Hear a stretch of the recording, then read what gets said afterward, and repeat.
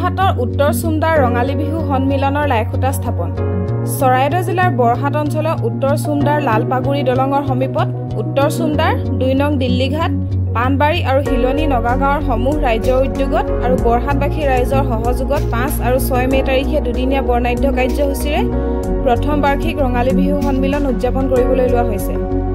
আজি উদযাপন সমিতিৰ বিষয়ববীয়া আৰু স্থানীয় ৰাইজৰ সহযোগত মাংগলিক কাৰ্যসূচীৰে ৰঙালী বিহু সন্মিলনৰ লাইখুটা স্থাপন কৰে। দ্বিতীয় দিনা সাংস্কৃতিক সন্ধিয়াৰ অনুষ্ঠানত অসমৰ জনপ্ৰিয় কণ্ঠশিল্পী মানস ৰবীনে গীত পৰিৱেশন কৰিব।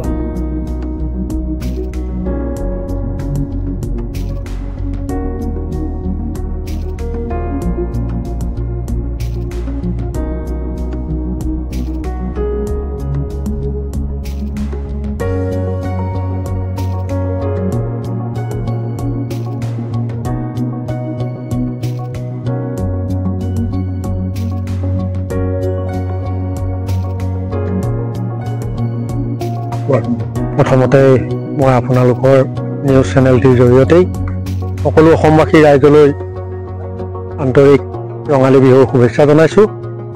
আজি আমাৰ বৰ গৌৰৱৰ বিষয়, আমাৰ এই অঞ্চলত বিশেষত উত্তৰ চুমদাৰ ২ নং দিল্লীঘাট হিলনি নগাগাঁও আদি কৰি এই অঞ্চলটোত সমূহ বৰহাটবাসী ৰাইজৰ সহযোগত প্ৰথমবাৰৰ বাবে আমি আমাৰ এই লালপাগুৰি ঘাটত এভাগী বিহু মেলা আমি প্ৰথমবাৰৰ বাবে আয়োজন কৰিবলৈ লৈছোঁ। এইখিনি আমাৰ ইয়াত সকলো যিসকল ৰাইজ একত্ৰিত হৈ জাতি ধৰ্ম নিৰ্বিশেষে আগবাঢ়ি আহিছে, আমি আশা ৰাখিছোঁ আমি এই অনুষ্ঠানটি নিশ্চয় সাফল্যমণ্ডিত হ'ব পাৰিম আৰু এই আমি ভগৱানৰ ওচৰত প্ৰাৰ্থনা জনাইছোঁ। আপোনাৰ নিউজ চেনেলটো আপুনি ইয়াত উপস্থিত হোৱাৰ কাৰণে আপোনাৰ নিউজ চেনেলটো ধন্যবাদ জ্ঞাপন কৰিছোঁ আৰু এই আপোনাৰ নিউজ চেনেলৰ যোগেদি আমি সকলো অসমবাসীলৈ ৰঙালী বিহুৰ শুভেচ্ছা জ্ঞাপন কৰিছোঁ।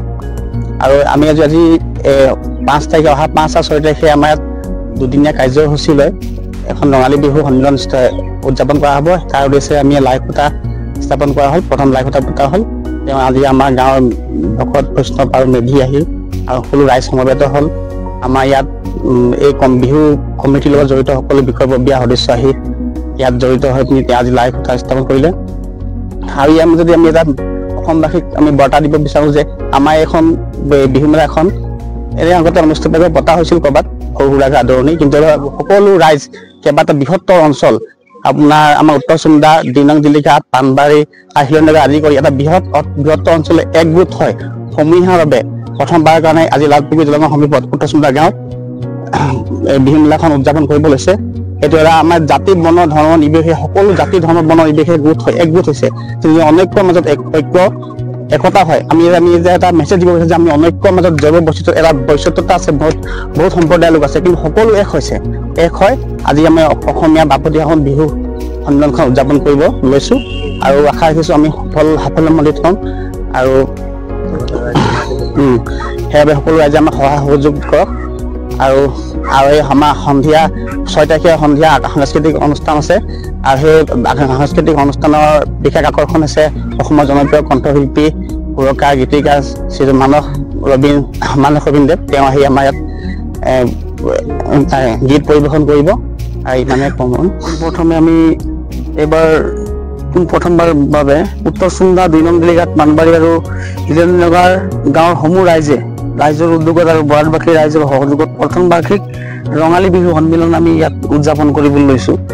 আজি আমি প্ৰথমে লাইখুটা স্থাপন কৰিলোঁ। সকলো ৰাইজৰ সহায় সহযোগিতা যি আমি পাইছোঁ তাক আমি অতি উৎসাহিত সমিতিৰ বিষয়ববীয়া হিচাপে, আৰু আমাৰ জ্যেষ্ঠজনে আহি আমাক আশীৰ্বাদ দিছে এই বিহু ভাগি যাতে সন্মিলনখন আমি সফলতাৰে আগুৱাই যাব পাৰোঁ, চবৰ সহায় সহযোগিতা পাওঁ, তাকে আমি কামনা কৰিছোঁ আৰু সকলো অসমবাসীলৈ পুনৰ এবাৰ আমাৰ ৰঙালী বিহুৰ শুভেচ্ছা জ্ঞাপন কৰিছোঁ।